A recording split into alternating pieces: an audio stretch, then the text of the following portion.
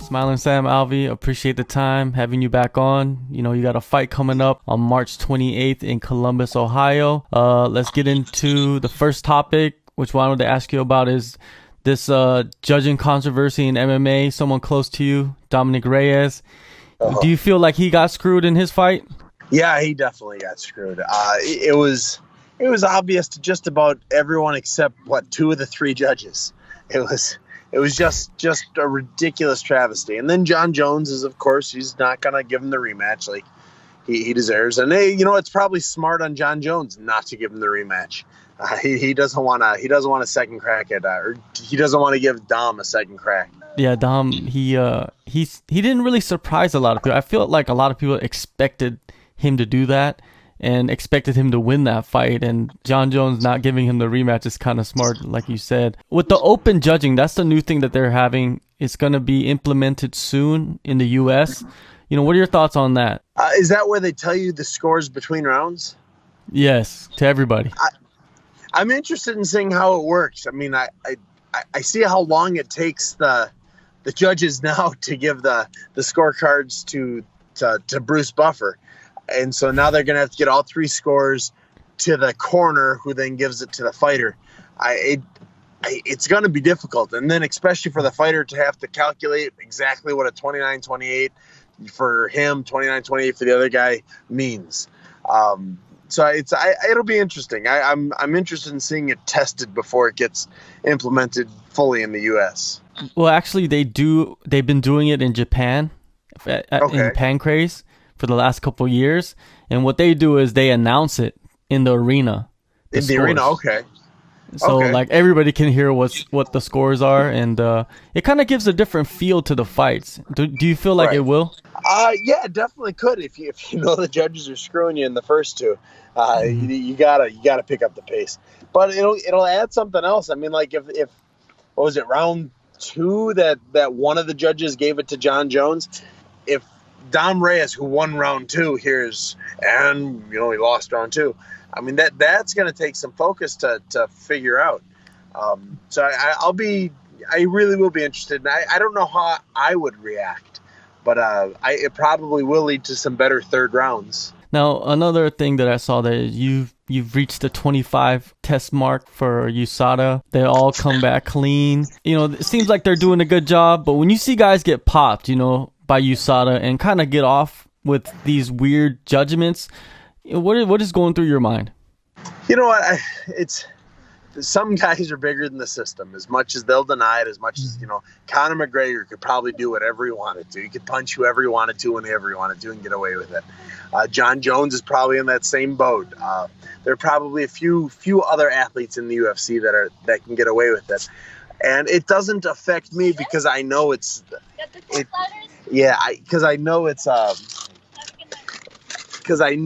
it would affect me, so I have to stay clean. So I have to stay clean. Whatever those guys are taking, whatever they're doing, whatever they could get away with, it doesn't affect what I know I won't get away with. And so I'll just keep being clean. Yeah, definitely, man. It's everybody should be doing the same thing you're doing, man. There's no excuses for that. You were supposed to return last November in Brazil against Shogun. You had to withdraw with a broken hand. How pissed were you? You're always smiling, but how pissed were you when you had to pull out? Because Shogun is a name on, I believe, everybody's bucket list. Yeah, not only was he the name, it was the co-main event. It was my first co-main event. I was on the poster for it, and I broke my hand and I couldn't do anything about it. And I was so upset. And I broke my hand in practice, and I knew immediately it was broken. And it's funny, it never hurt. To this day, my hand never hurt, but I knew it was broken. And so I, jogged around the gym. I cussed real loud and said, "Gah!" And then I took the glove off, and you saw the bone. You saw how bad it was. I said, well, I'm going to the doctor, guys. I drove myself to the doctor, and they said, yeah, it's broken. I said, no shit. And then I got to go to the bigger doctor, the more expensive doctor, and he scheduled the surgery and did all the MRIs and X-rays that are needed, and started my road to recovery. And I've been blessed. Dr. Mora, if he's listening, He is the best doctor in Southern California, maybe the world. He put me back together quickly, helped me with the recovery. He was just on point. And now I'm ready to get back in that cage and test out his work. Yeah, I like the doctor, Dr. Mora. He makes sure, or the way he tested your hand was he beat you in thumb wrestling. I saw that. Yeah, he took me out. Oh, and I didn't see it coming. He was quick. He was quick. I got to work on that. Next time I break my hand, I'll be ready for him. Luckily, not luckily, but if your hand was broken, but it wasn't like piercing through the skin, you would have probably went on and took that fight, right? You would have probably went into the cage with a broken hand. Yeah, I probably would have. My coaches would have yelled at me. My coaches, my wife might have stopped me, maybe, but I would have argued with them.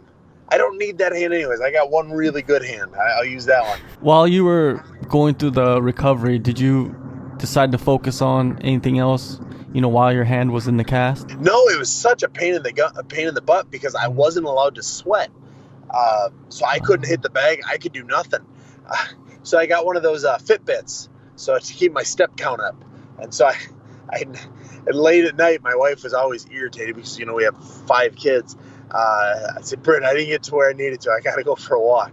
And so I'd go out and I'd walk, and it was just a killer. I had the pins in my hand, and the pins, you can see the pins out of your hand.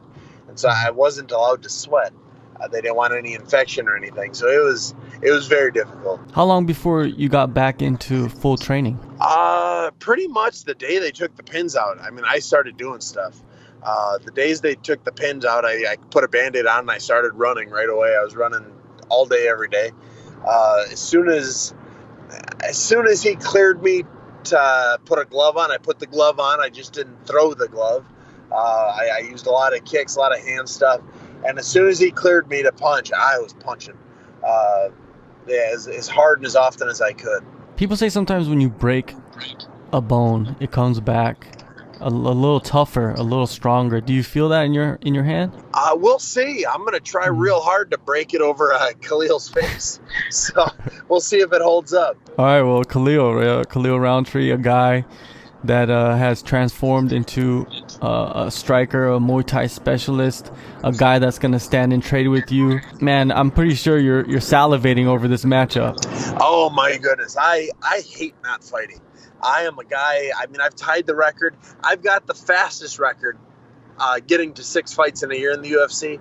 And I like to fight. I've got a lot of them. I want to keep fighting. And I wasn't allowed to even train for so long. It's built up in me. I need to get into that octagon so I can do what I do best. Do you see this fight even coming out the first round? If I have my way, it's not going to make it out of the first minute. But he's got some pretty slick moves. He's the super champ now, and he's got all the skill in the world. He belongs in that cage with me. I'm just going to make sure I leave the better man that night. The narrative leading up to this fight will be Sam Alvey's probably fighting for his job. He's lost a few in a row. But in reality, isn't every fight like that? Isn't every fight you're fighting for your job for a lot of the fighters in the UFC? Yeah, absolutely. And it's not even just a matter of wins. It's a matter of being entertaining. I believe the reason I'm still in the UFC is because I'm an entertaining fighter, entertaining fella, and that they like me. So they gave me that third loss, and I know that if I lose again, as much as they like me, as much as the fans have come to respect me, I'm not going to have a job with the UFC anymore. And so my life changes if I lose. So I'm not going to lose. I'm going to beat the hell out of them. It's my job on the line. It's my future on the line, and I'm going to go into that octagon, and I'm going to impress a lot of people. You are many fights deep into your career. I've heard you say you want to fight until you're 50 years old. And when you look at that and when you see your career, what is the definition of success, do you think, in combat sports? Do you think it's more of the legacy, or is it the money you're making, or is it the titles that you obtain? For you, what is it? I can afford my family with the job I have. I get to spend my days with my family. I don't have to wear shoes ever if I don't want to. And there's not many people in this world that can say that. Fighting with the UFC has given me every opportunity to better myself and be around my kids. I get to wake up and take them to school. I get to make them lunch. I get to make them breakfast. I get to coach them in jiu-jitsu and baseball and soccer and everything else. So the level of success I've been able to make for myself so far has been proven through my family. I get to spend every minute, every day with them. Yeah, that's something that's very rare, is where someone's occupation allows them to become a better father, right? Yeah, and it has, and it's so important to me. We've got, like I said, we've got 5 kids now.